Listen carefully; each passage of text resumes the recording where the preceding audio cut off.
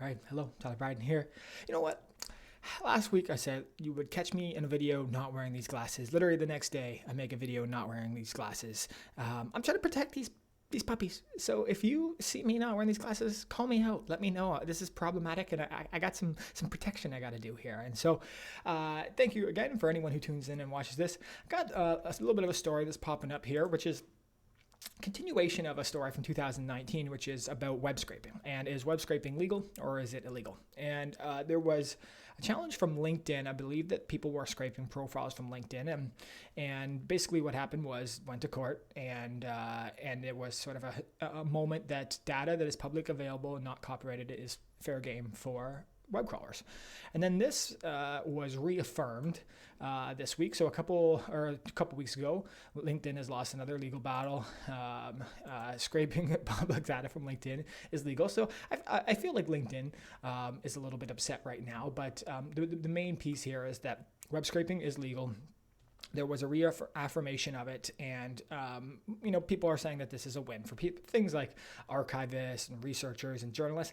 I see this as a win also for developers, for marketers, for private companies who are scraping this information and generating insights. And I'll talk about that a little bit later, but there are very problematic cases of web scraping. We've seen one of them, which was Clearview AI, which went, I believe, got like the pictures of Facebook profiles all across the world, and then police forces and military institutions were using it. And I believe there were crimes that people's faces were detected in it that came from that data. Some of it was right, but a lot of it was wrong. And so there are definitely challenges to this idea of web scraping and then the application for it. But again, there is a little bit of more authority that this is something legal. And I think just with the stories buzzing around, that this is going to continue to be a drive for companies to increase their web scraping abilities. And there are open source libraries and tools, Beautiful Soup, and lots of different ways that you can actually scrape information online. And then, a lot of this information is extremely valuable to, again, not just private companies, but political parties, to nonprofit institutions. And so I think that we're not going to see this go away. And I want to touch on something which is a big trend that I'm continuing to see, which is how can you take large libraries of publicly available information and then distill that down into insights. And I've just pulled up, two examples, one of them being the most classic, which is Google Trends. And they are really... they have access to the world's information, and they're giving us that world's information. So they sort of have the right to mine that information and then give us things that are insightful about it. And so generally we obviously see things like Google Trends and real-time trends and what's being searched at this moment. And that's a one way to sort of synthesize all this information, all this data that's flowing through this system, and to distill it down to a way that is actionable and usable. And I think this will be a drive that continues to take place. And I'm seeing this now.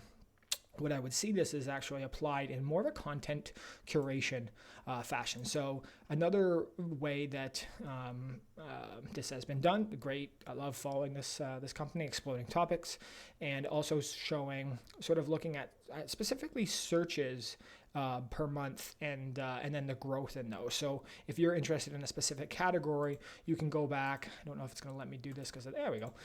You go back 1 month and see is there something trending up? Is there something trending down?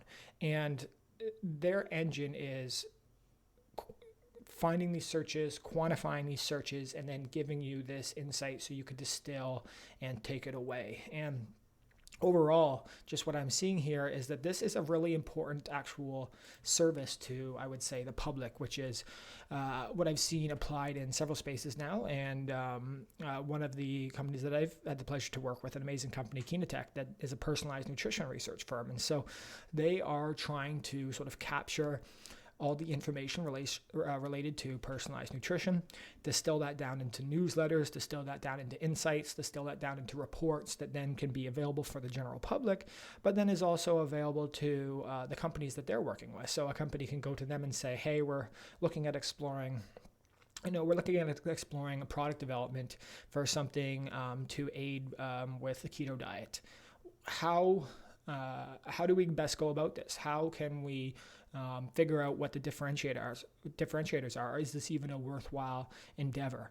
And that's one of the things that then you need to have these tools of web scraping. So can you look at data sources that are available? And a couple ones that stick to mind for me are App Store reviews, which we've done in the past. There are reviews on websites like G2 and things like that. And then you've got other kinds of sources. You've got articles, you've got forums, you've got social media, you've got, like, you can grab every Twitter with the hashtag related to a specific subject. And now all of a sudden you need to be able to take all that information, structure it, and put it in a way that then you can query, you can navigate through, and you can derive insights from.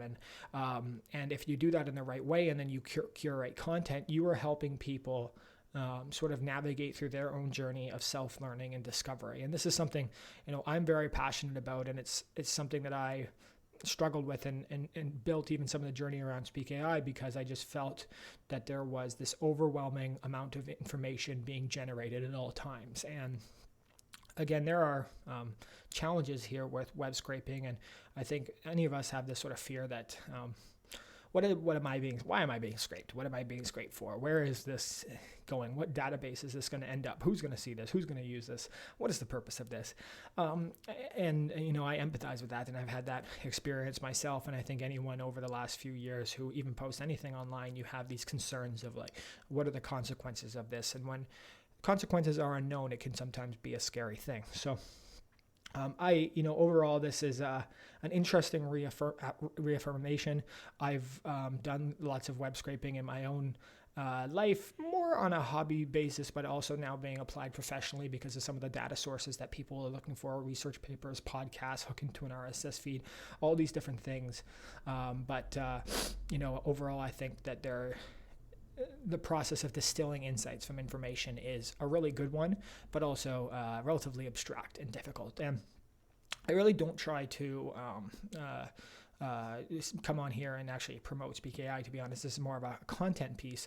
What I'm just interested in is exploring a way that we've done this. And I apologize if there are any swear words on this, but I wanted to show a little bit of this, and it's still not perfect. Like, this is such a rudimentary version of what we're actually trying to accomplish, but we've at least had some success with it. And what you're seeing here, and just, this isn't even necessarily promoting Speak, but just a walkthrough of how, at least a web scraping and then application of this could be possible. And maybe this helps reveal some insights for you too. And so we have many different names for this, but a shareable media library, a research repository. What we've done is take in all the office hours videos that we've done as a team on YouTube, scrape those, and then dump them into basically a folder within Speak, which then is generating this library. And what's happening here is that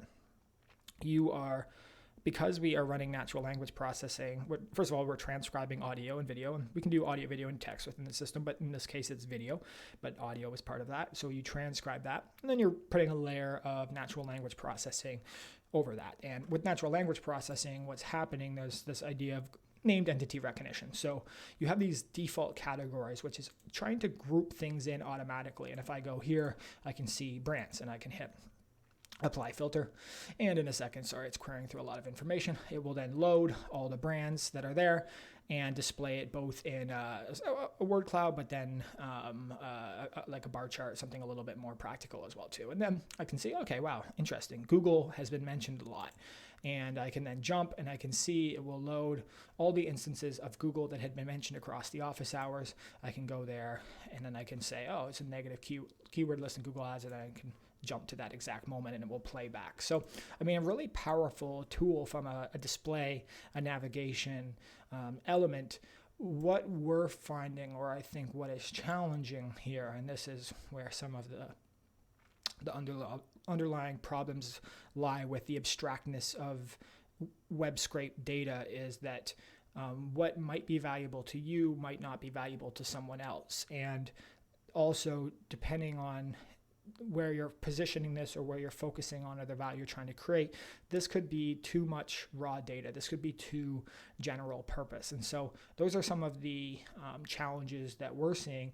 Even it's great, you can filter by specific media type, all the different sort of categories that you're interested in. Of course, there's like ways to build more custom categories that are specifically focused on like the use case that you're looking for.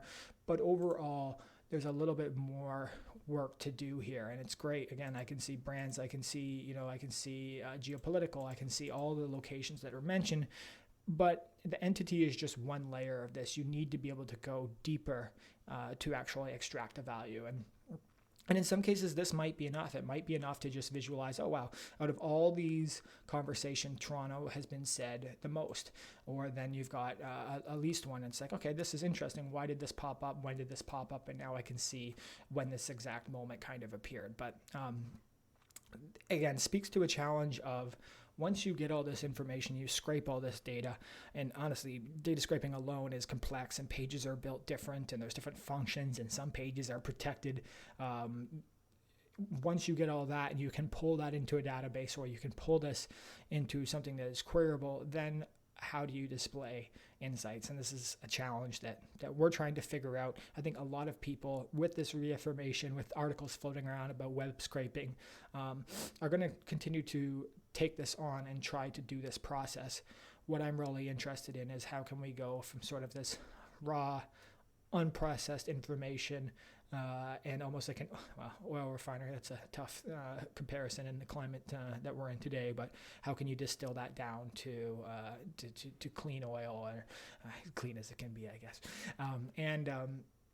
And these are the fun pieces that I'm sort of following, the threads that I'm following through. And maybe this ruling went a little bit different, and it said, hey, this is completely illegal. There's no data scraping. No publicly available data sets are available to you. And all of a sudden, there are business models that are affected, because this isn't just something that I'm interested in, but many, many companies are scraping information, or at least monitoring information at all times. And so continue to sort of follow this story. LinkedIn has said this is a preliminary ruling, and that they're going to still go at it. LinkedIn's got they're continuing to push on, and this is obviously a topic as we talk about the ethics of technology, of AI, what should be available, what shouldn't. This will be a conversation that continues. I'm excited to continue on it with you, because this is something that's fascinating to me and obviously impacts the world that we're living in every day. So thank you so much for checking this out. Hopefully you got something interesting out of this. I'll drop a couple links in the video, and if there's anything else that if there's anything that you think would be interesting to hear my weird brain reflect on or go through, please let me know. I'd appreciate that very much. Basically, every day I wake up, I say, what am I interested in here today? Sometimes that inspiration comes from within. Sometimes that inspiration comes from an article that I've read the previous day. Sometimes it comes from a Twitter thread that I read in the morning, even though I'm trying not to read Twitter threads in the morning. So thank you again. I've gone on too long. I appreciate this very much. Hope you have a great rest of the day. Bye-bye.